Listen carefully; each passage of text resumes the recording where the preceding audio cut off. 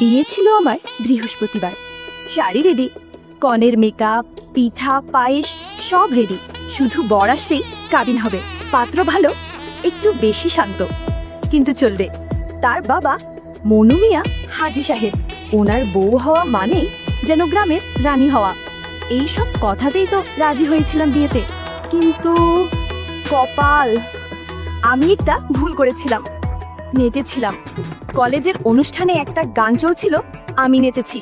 ফেসবুকে কেউ ভিডিওটা দিয়েছে, গ্রামের সবাই দেখেছে, মনু মিয়া হাজি সাহেবকেও দেখিয়েছে। আর তারপর মনু মিয়া বোমার মতো ফেটে পড়লেন, বললেন, মোরে ফাঁসিতে ঝুলাইয়া দেন, এই আর পরো ওই যাত্রাপালার মাইয়া মুই ঘরে আনবো না। যেন আমি বিয়ে করতে না এসে বেহুলার যাত্রা করতে চেয়েছিলাম। বাবা অনেক বোঝালেন, ভাই, মেয়েটা নেচেছে, কোনো পাপ করেনি। কিন্তু মনু মিয়া কিছুই কানে তুললেন না। বিয়ে ভেঙে দিলেন আর সমাজের সামনে ঘোষণা দিলেন, ওই মাইয়া ঘরে উড়াইলে সমাজের মানু মোর মুহে থুতু দেবে। বিয়ে না হওয়ায় শেষমেশ যাত্রাপালাতেই জয়েন করলাম। জয় হোক হাজি সাহেব, মনু মিয়া তোমার।